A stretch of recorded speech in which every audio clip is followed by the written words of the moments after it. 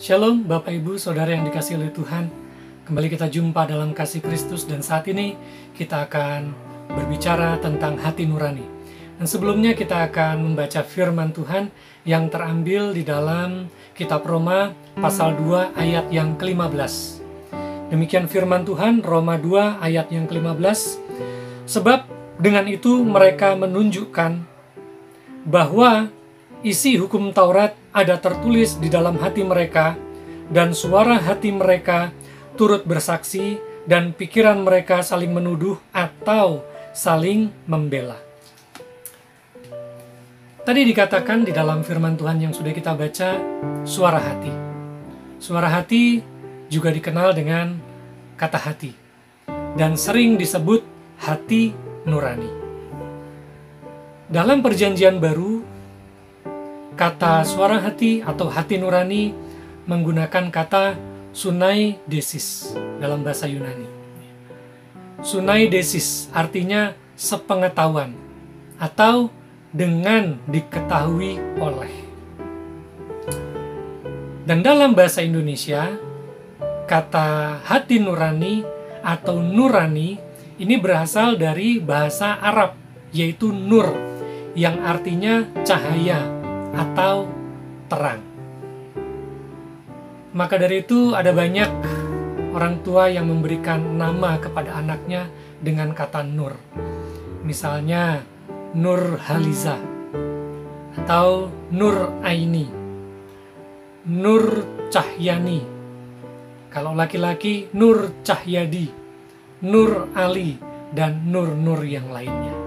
Dengan harapan bahwa anak ini setelah dewasa nanti dapat menjadi terang bagi sesamanya.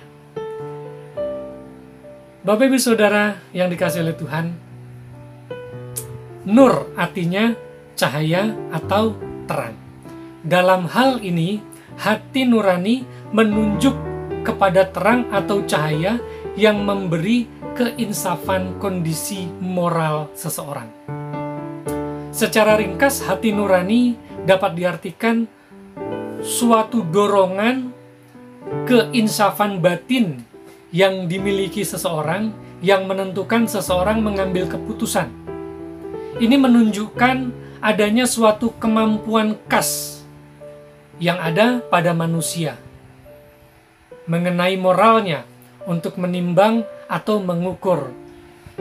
Hati nurani akan membawa kita untuk berbicara yang realita, bukan fenomena. Hati nurani membawa kita untuk mengatakan apa adanya, bukan rekayasa. Hati nurani akan menolong kita untuk jujur, bukan memanipulasi. Hati nurani akan membawa kita untuk menyatakan kebenaran, bukan sekedar retorika. Suara hati mampu menghayati apa yang baik dan yang buruk berhubungan dengan tingkah laku yang konkret. Ini menunjukkan bahwa manusia memiliki kesadaran yang memungkinkannya memiliki kebebasan sebagai makhluk yang bertanggung jawab kepada Allah.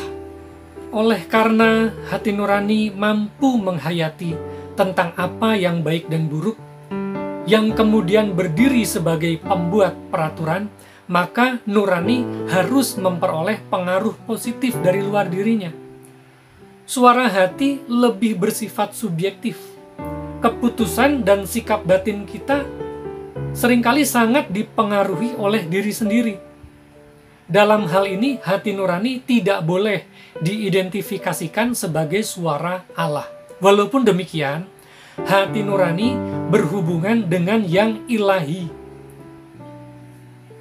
yaitu hukum Taurat yang sudah Allah tulis di dalam setiap hati manusia.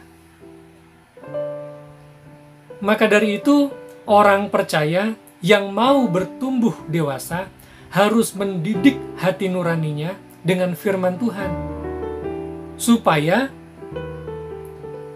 hati nurani itu dapat menjadi alat untuk Tuhan berbicara kepada kita.